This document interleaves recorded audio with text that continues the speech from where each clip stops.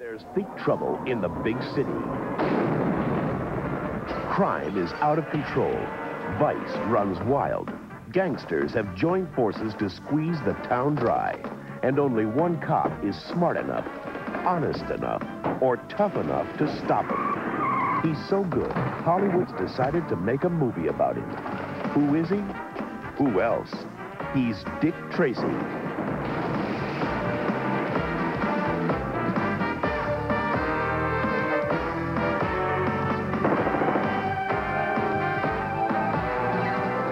For the next half hour, you're invited to get inside Dick Tracy on both sides of the camera. Cut. As movie makers transform a comic strip legend into this summer's greatest adventure, something so new and unique, nothing like it has ever been seen on screen before. Nobody touches Tracy but me. Tracy. Tracy. You mind if I call you Dick? I'm rubbing him out. Just ahead, you'll see why great gangsters are made, not born. And what makes Madonna such a breathtaking, breathless Mahoney. Breathless wears a lot of tight dresses.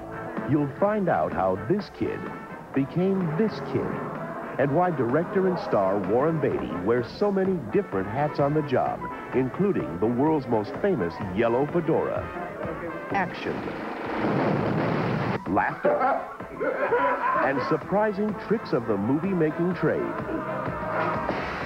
It's all in store and more right here, right now, on Dick Tracy, Behind the Badge, Behind the Scenes.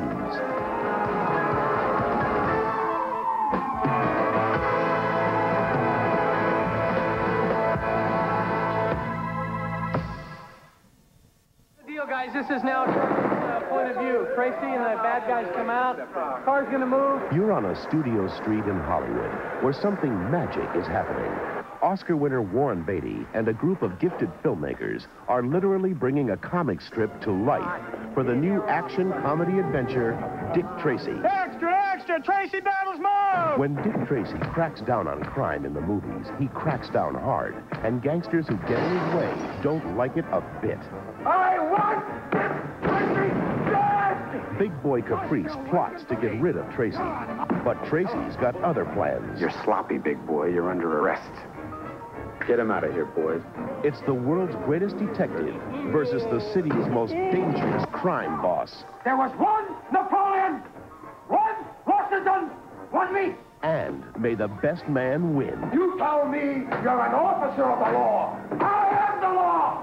And Big Boy's got a secret weapon. Her name is Breathless Mahoney, a blonde who knows how to keep a cop torn between duty and desire. I was beginning to wonder what a girl had to do to get arrested. Wearing that dress is a step in the right direction. Can Tracy outwit Big Boy and save the city? Will a homeless orphan named the Kid help him do it? Can Tracy resist Breathless? And if he can't, will his girlfriend Tess Trueheart forgive and forget? I'll bet she does some nifty undercover work. Dick Tracy, on one hand, is a story about good versus evil. And on the other hand, it's a story about people wanting to form a family. Dick Tracy and Tess Trueheart would like to have a family, and the kid is an orphan, and he'd like to have a family, and they get together. It's got to be wide and go like that. Hollywood's never made a movie like Dick Tracy before. The look, the feel, the fun, almost everything about it is unique and exciting and unexpected. Breaking old rules, then writing brand new ones with some stunning results. Calling Dick Tracy. Calling Dick Tracy. Come in, Sam. Southside warehouse on the river, Tracy. Something's going on. You better get down here. I'm on my way. Dick Tracy is history's most popular comic strip detective, battling history's best-known rogues gallery of gangsters. He's an American original, an incorruptible hero with an unmistakable image. Dick Tracy only wears one thing. He wears a black suit with a white shirt, a striped tie, and a yellow coat and hat.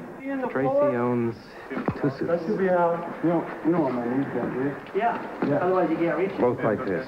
Dick Tracy's long and legendary crime-fighting career didn't begin here in Hollywood. It began in Chicago on the drawing board of newspaper cartoonist Chester Gould. He made Tracy a 20th century hero, defending American values and virtues in an urban jungle where good was good and evil was evil and nothing was in between. It's the same dangerous, one-of-a-kind world that Warren Beatty has transformed from the comics to the screen. Hey, tough guy, you want to try that on somebody your own size? I liked Dick Tracy when I was a kid. I liked the bad guys. And I liked the good guys. I liked the good guys just enough better than the bad guys to keep me interested. Let's go! The bad guys in Dick Tracy are some of Chester Gould's most memorable villains, with their own permanent place in American pop culture. Ugly mugs like Flat Top, and Prune Face, Shoulders, and the Brow. Then there's Itchy, and Mumbles, and Lips Manless, too. Who are they? Are your lips? Flat. All of them created through the magic of makeup, with new touches added to the old Hollywood art of making faces. Is it true that when you do a film for Disney that you turn into a cartoon character? The men behind the makeup magic are Doug Drexler. You ready for the last one? And John Caglione, Jr. What's the position? Hurry. Two longtime fans of Chester Gould's distinctive character style. Every character is an individual and an individual actor, so we had to create individual looks for that specific person. You know, you could look at a lot of comic magazines and cartoon strips, and faces tend to look the same, but not on Dick Tracy. Doug and John spent 4 months developing each of Dick Tracy's gangsters before cameras ever rolled. After that, it was the actor's turn, some spending another 4 months working inside new and not-so-handsome faces, like Ed O'Ross, who plays Itchy, the hitman. The makeup can get really intense. On the other hand, the makeup looks so great. You know, it's like, and you see these guys coming on, and it's like, no way. You know, it's like, God, you know, because they're so distorted, but yet they're so lifelike. It was very funny with these guys who played these parts. I forgot what they looked like. And then when I would see them with their makeup off, I thought, God, they're so good looking, those guys. When you have it on, you do feel strange. People treat you differently. I mean, there's no doubt about it. You come walking up with this face.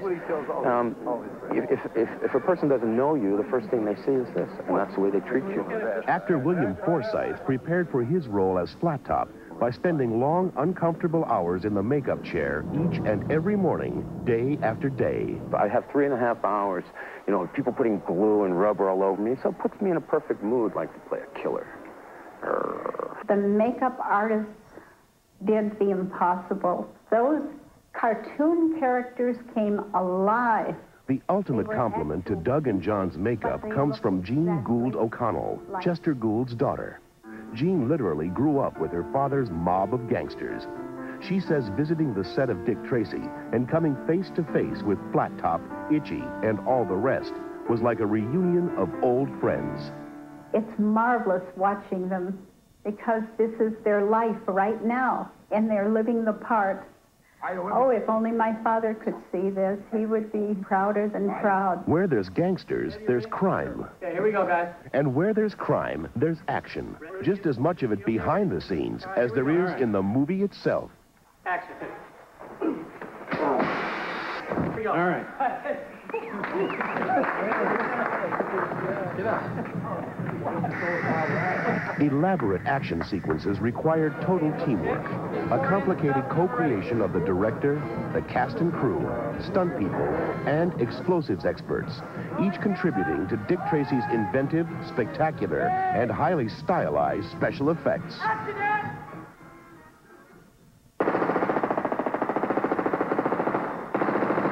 The result? Warren Beatty sometimes faced as much danger behind the scenes as Tracy does on the screen.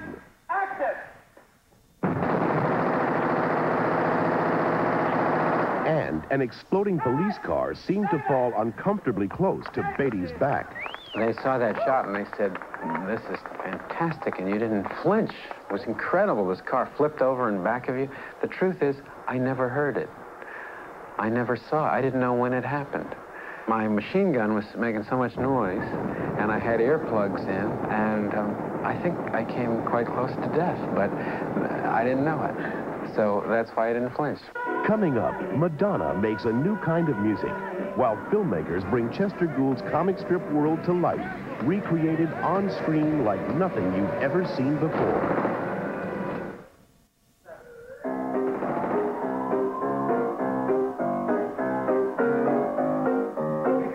pick it up. Up, pick it up.